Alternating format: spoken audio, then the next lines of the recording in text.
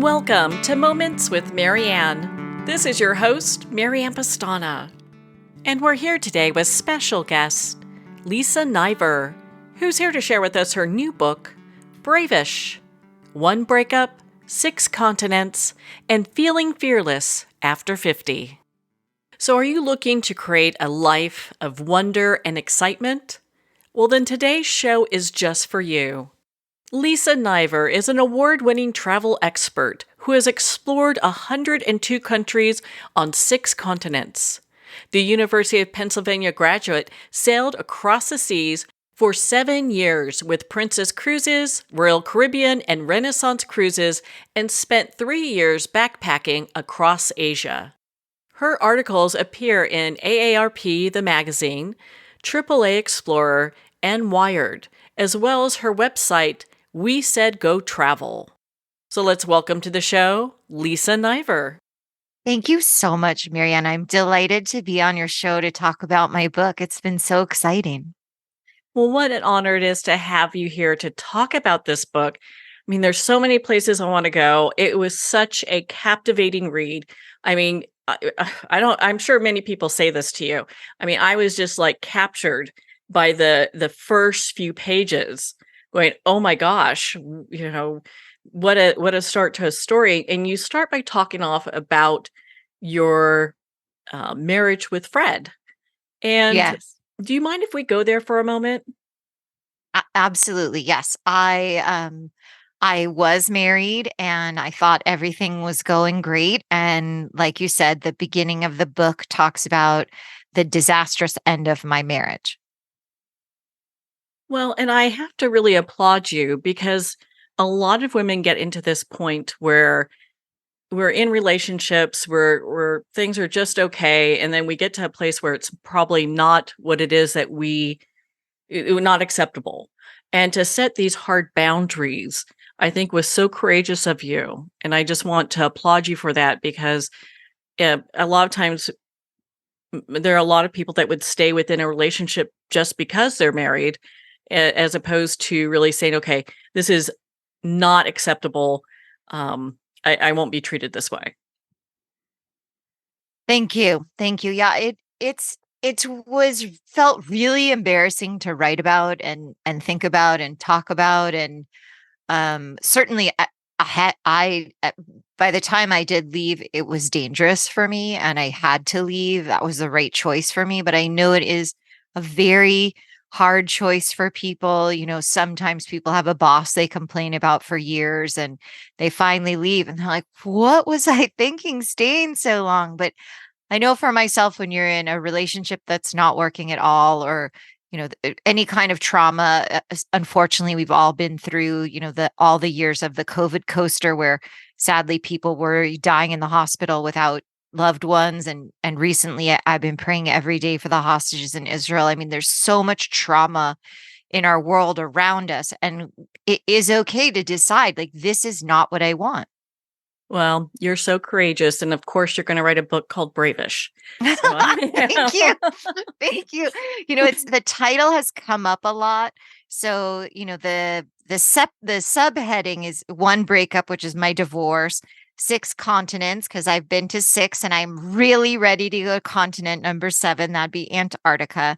And then Feeling Fearless After 50. And most people don't have too many issues with that, but I've had so much pushback from my friends and family. They're like, your book shouldn't be called Brave-ish. You are brave. And I'm like, but it's not about whether or not I am brave or you think I'm brave. It's that I didn't feel brave, and that taking these steps, I did 50 challenges before I turned 50 to reinvent myself after my divorce, that literally during every single teeny tiny small step, and they were really small in the beginning, every single time I was like, nope, I'm too scared. I'm afraid. I don't want to. I had so many excuses. I could write a book called 1000 Reasons Why I Didn't Want to Do It. But, it's important, I think, for people to know that, I started really small and I quit a lot of times. I wasn't sure that I could do the 50 things. And I certainly quit a lot of times writing the book.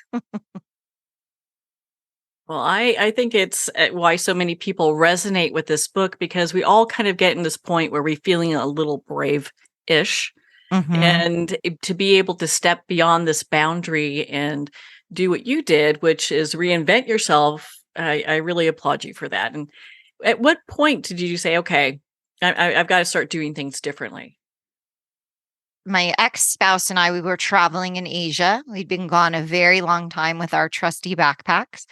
And I came back to Los Angeles. That's where I grew up. And I people that are familiar with California, especially making fun of California, might know that we have a lot of different kinds of therapy in Los Angeles. And I did try pretty much everyone I could find to start to feel better. I highly recommend when you're making big transitions to seek professional help. I think that really made a difference for me. And when I went to this amazing therapist, one of the things that we talked about is my whole life I'd have problems with my eyes, and I was never really diagnosed. Everyone just said I was kind of clumsy. And for some reason, we all accepted that, which turned out to be not true at all. I have a problem with my eyes. And so during the therapy and deciding what was I going to do now with my life, I went to this amazing optometrist here in Los Angeles, Dr. Alan Brodney, and he correctly diagnosed what was wrong with my eyes. And he said, "Would you like to do something about this?" And so I agreed to do vision therapy. I did. It was supposed to be 30 sessions, 30 weeks. And after the first 10 weeks, when I came back for a reassessment, Dr. Brodney said to me, "Wow, I can tell you've been working so hard because you've made incredible progress." He said, "I thought I could help you, but I did not anticipate this much progress in this short of a time." And then he said to me, "Over time, your eyes are so much better. You always thought you were not athletic and clumsy. I really want you to challenge yourself and do something." And I was like, "Oh no, that sounds like a terrible, frustrating idea." That's how it really started. I love that. Well, and it's interesting how we have these prompts that happen within our life that move us in different directions that we would never expect, but it points us in the direction I think a lot of times where we need to be, need to move on to. What was your first adventure that you did? Well, the very first thing I did with after Dr. Brodney told me to take my skills on the road was I started taking tennis lessons. And it was pretty comic. A neighbor of mine was an excellent tennis player, and many people who are excellent at something still take lessons in our coach, which I think is something people don't always realize. That he was at the top of his game, still taking lessons, and it turned out that particular pro tennis teachers had a specialty with children. He's worked with children. And so I worked with him because I had the skills of a child, having never been able to do stuff like growing up in California. I remember being at recess and I couldn't play tetherball. And anybody that grew up with tetherball knows everyone thinks it's the easiest game, but it's not easy if you have problems with your eyes. So tennis was a first challenge, and I actually got pretty good. I had a good serve in the end. But when I started on my 50 things, I was out with a friend from high school, and I have some food issues, some allergies. And so I've never been that adventurous for food. So she convinced me to try salmon sushi, which she said to me, "We're going to start your project right now. Write this down. Open your phone, make a note, put number one. This is where we're starting." I was like, "First of all, I'm not doing it. Second of all, that's a dumb thing for my list. Third of all, no one thinks that it's a challenge." She's like, "Stop being such a problem and do this." So that's really how I got started. Is someone was like, "Listen, let me help you. I have an idea and you just have to do it." I was like, "Oh." She's like, "We're already at the restaurant. We're already together. You have your phone." She's like, "It doesn't have to be so hard." Why do you think people have a difficult time starting something like this where they can challenge themselves and do new things? It is a great question. Why do we get stuck? And for me, I really had to let go of what I was thinking about myself when I decided to get divorced. I know that it was the right choice for me. And it was still hard because even though I wasn't one of those girls that the whole life grew up thinking I want to be married and, drawing pictures of my name in my notebook, I was never like that. And I had traveled on the cruise ship a long time alone working. But when I met my spouse, I really did want that connection with him. And I felt very committed to that. I'd had a wedding and made these vows. And for me, it was hard to get over thinking so much about being a failure. And one of my friends, I think this is actually in the book, that she said to me, the failure would have been to stay. You weren't safe and you had to leave. And so, one of the things I think that makes it hard for people who are stuck or starting over is we believe things about ourselves that aren't necessarily true. And it's hard to get past that. And that's what I think one of the reasons is that we're just stuck. And also I think it's hard because we don't want to be bad at something. When you try something new, you're not going to be good at it. You didn't do it before.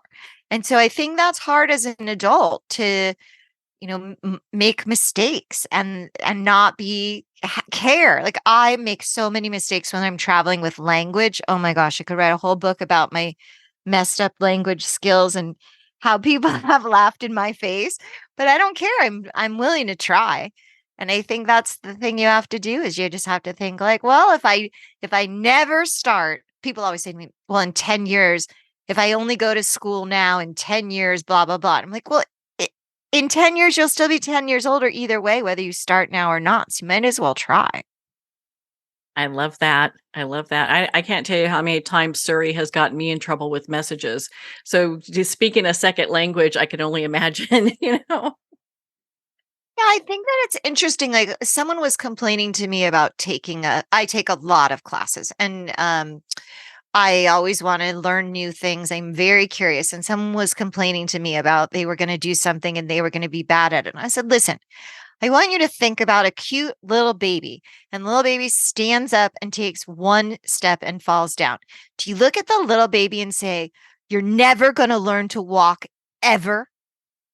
No, we say, wow, we take pictures. We go, oh my God, that's so amazing. You took a step, take another step.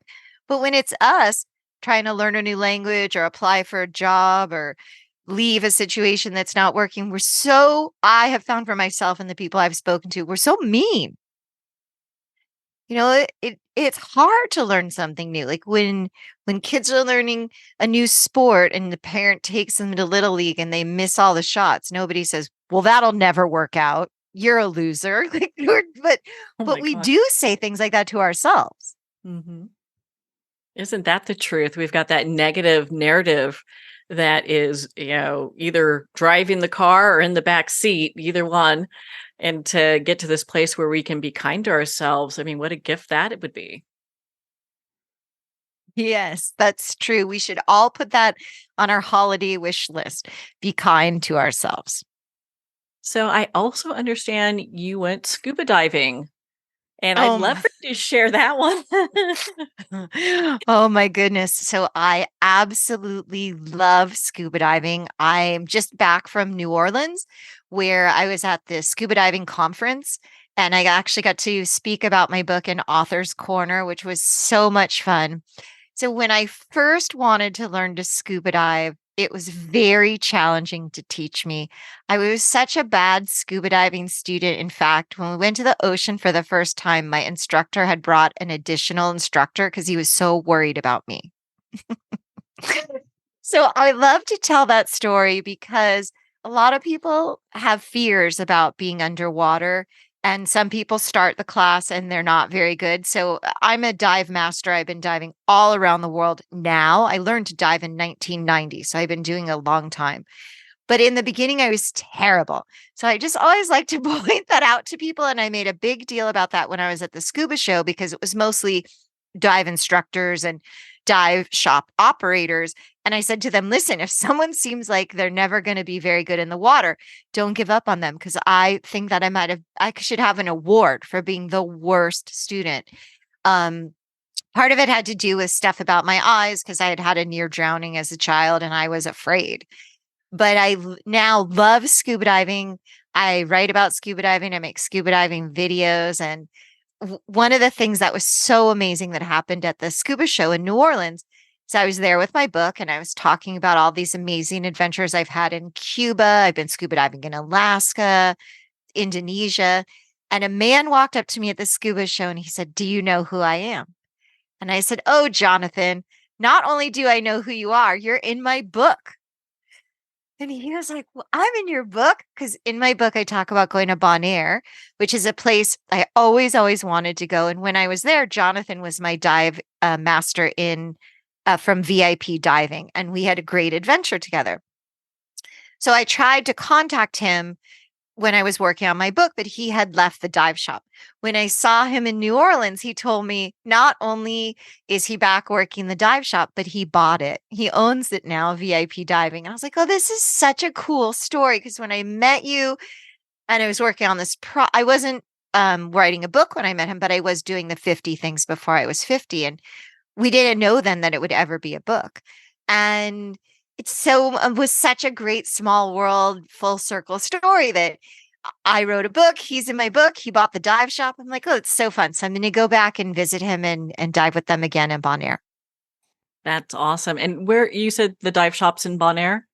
Yeah. So for people that aren't familiar, there's 3 islands. They're called the ABC Islands. It's Aruba, Bonaire, and Curacao in the southern Caribbean. And if you're looking on the map, it's very close to Venezuela.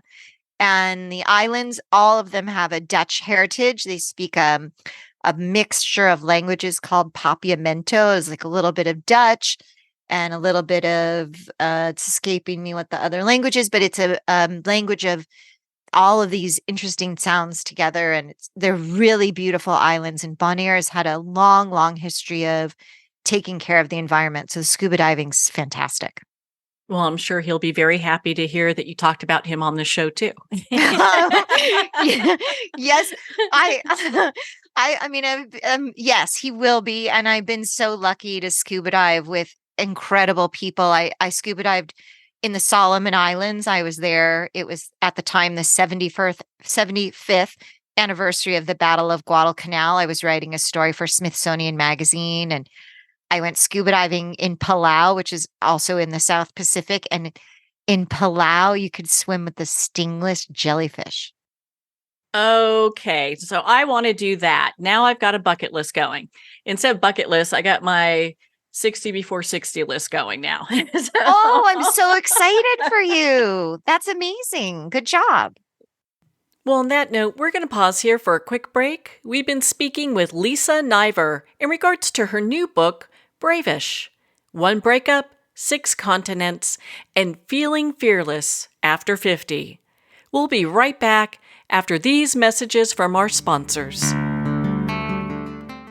Every day, pets are surrendered and abandoned. For these helpless and hurting animals, Paws Humane Society acts as a voice for the voiceless, providing hope for a brighter future. You can make a difference in the life of a shelter pet. Become a humane hero today. Just $10 a month will provide much-needed food, shelter, medical care, and love. It takes a community. It takes heroes like you. Together we can. Together we will. Together we are Paws Humane. Visit pawshumane.org to be a hero in every animal story. Are you an actor, public speaker, or an executive telling your story over Zoom? Jean-Louis Rodrigue and Scott Weintraub's new book, Back to the Body, takes the process they use to coach top Hollywood talent like Margot Robbie, Jack Black, and Ke Huy Quan and makes it available to everyone. Using your body and its energy as a point of departure, your work will gain an enhanced level of performance and depth. Back to the Body, available on Amazon and wherever books are sold. I'd like to thank Jason Eastwood at Guitarfulness for sharing his inspiring music and talent with us. His music is known worldwide for cultivating atmospheres of harmony, inner peace, and clarity. Visit Jason's website at guitarfulness.com. Join his newsletter, be part of his community, and download his music.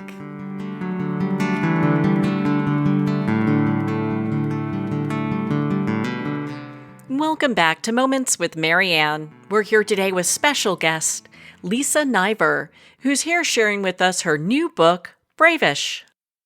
Well, and so with all the experiences that you had, what was one that was a little scary for you, a little bit more harrowing? So one of the things that I did that I loved, but I I couldn't believe they let me, and I was afraid it was going to be a total disaster, is I went to in Thermal, which is near Palm Springs. There's two places where you can take a performance driving school with BMW. And so I went out there, and my instructor is a like really significant race car driver. Like he's won awards. And so he put me in the car, and they're on radio with you when you're driving. And he told us, these are not your cars. These are not your brakes. I want to hear them squeal. And, we always say it never rains in California, but sometimes it actually does. And it started to drizzle when I was out on the course. And my car at one point slipped a little bit. I could feel it, like a little skid. And I was like, oh my gosh, please don't let me crash this super nice, fancy BMW. But I listened to the instructor, and they had taught us, you speed in this straightaway, and then when you see the orange cone, you're going to turn and brake. And oh my gosh, it was so much fun. And at the end of our racing day, he took us out for drifting. And there is a course where you can learn to drift. That wasn't the class I took, but he took us to drift. And I was like, oh my gosh, it's like I'm in that movie Fast and Furious. I was so excited. How exciting is that to try something like that? Yeah, and it's interesting. I think when people feel like they're trying something new, they think it has to be like, I don't know, like skydiving, or they're going to start, do Mount Kilimanjaro or something. They think it's these super big things. But, from what you're sharing, it sounds like it could be a lot of different things. I agree that it is really hard in the beginning, because when I first started the project, I had met someone else that was doing a project. And I was like, there's no way I can do 50 things. And I read this amazing book by Luann Kahn, which is called I Dare Me. And I actually have met her since I read her book. And I just saw her. I was in Philadelphia reading my book at the Penn bookstore. And Luann lives in Philly. And Luann's book, she did 365 things. She did something every single day for a year. And her book was the reason that I knew I could do it, because I only had to do basically one a week. And her book is, to speak to your point about it doesn't have to be a big thing. She talks about in her book that one of your things could be go to the ice cream store. She went to Baskin Robbins, 31 flavors, and she tried a new flavor. And that was her new thing for the day. And I was like, what do you mean that counts? That seems ridiculous. Because in my mind, I thought like you, I have to go to Kilimanjaro, and I have to jump out of a plane, and I have to learn to fly my own helicopter, and all of these things that like I'm in Mission Impossible. But it's not about, it depends how you make your journey. My journey wasn't that I need to be the same as Tom Cruise in Mission Impossible. Mine was, I need to feel better about myself, and I want to not be so afraid of everything. So it could be something like trying a new flavor, going to a new restaurant. It's your list. So no skydiving after you jump off a cliff with a motorcycle. So in all honesty, my 50th thing was skydiving. But in fairness to your point, if my 50-year-old self had called my 49-year-old self to say these are the things that are going to happen, I would have absolutely hung up, because I'd been like, there's no way. I do not believe you. So sometimes once you get started, you don't know what will open up for you. So what do you have scheduled for your future? What exciting things, or maybe just different new things that you have scheduled? Well, I'm working on the idea of how to get to Antarctica. That's my final continent. And my podcast that you mentioned, Make Your Own Map, is up for 3 awards. So I'm very honored and excited to keep growing the podcast. And, I've been very fortunate to interview incredible people. I spoke with Deepak Chopra and the ambassador of Ireland. So I have the idea maybe to do a project to interview 50 female ambassadors, because the ambassador from Ireland speaking with her and being able to share some of her stories, that was just so, it blew my mind. Like that what she does makes such a difference in world policy. She was the ambassador to the Security Council. And as far as adventures, it's a very good question. I'm open if any of your listeners have some suggestions. I'm not sure what I should try next, to be honest. That could get dangerous now. Well, But it sounds exciting at the same time. the thing is, I feel very fortunate. During COVID, I wasn't traveling. I wasn't sure when I'd be able to travel again, and I was able to. I found my agent. My agent sold the book, and then just a couple months ago in September, the book came out, and it's been such an exciting journey to be actually live with people. I said I was in New Orleans, I was in Philadelphia. I'm going to be in January, I'll be in Sausalito. In February, I'm speaking at a women's conference in Mexico. So it's just been great to see that people are interested in my book and my story, and also that people are interested in making their own lists and trying new things. Well, congratulations on your show with all those awards. I can't wait to hear when you win them, because it's a Thank win, you. not if. Thank And you. I think your book, Bravish, is such a phenomenal read, Lisa. Where can our listeners connect with you and be part of your community and learn more about your work? Oh, thank you so much. So I'm on social media everywhere as Lisa Niver. My last name Niver rhymes with diver, and we know I am a diver. So on Instagram, Facebook, TikTok, YouTube, LinkedIn, what am I forgetting? Pinterest, all of the social medias, I'm Lisa Niver. And my YouTube channel actually last month, or in October, went over 2 million views. Oh, congratulations. That's exciting. Yeah, I thank just you. love that. We're going to cheer you on. Well, thank you so much for taking the time to be on the show with us here today, Lisa. Thank you, Marianne, for letting me talk about my book, Bravish, with your listeners. And I hope that everyone can be more kind to themselves and maybe step just the tiniest bit out of their comfort zone. Well, thank you, Lisa. It's been such an honor to spend this time with you and to talk about your new book, Bravish. If you'd like to connect with Lisa, you can at her website, lisaniver.com. Her book, Bravish, is available at Amazon, Barnes & Noble, and all indie retailers. And remember, support our indie bookstores. Well, we're at the end of our time today. I'd like to thank everyone for tuning in. You've been listening to Moments with Marianne, where we make every moment count.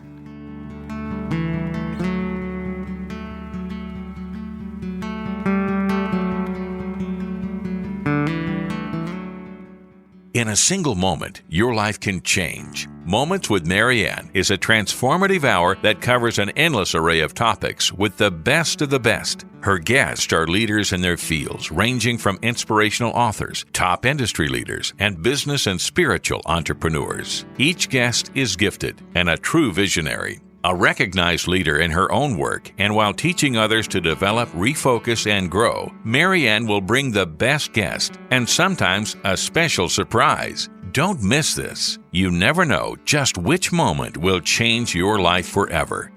Make sure to tune in and visit momentswithmarianne.com for more information.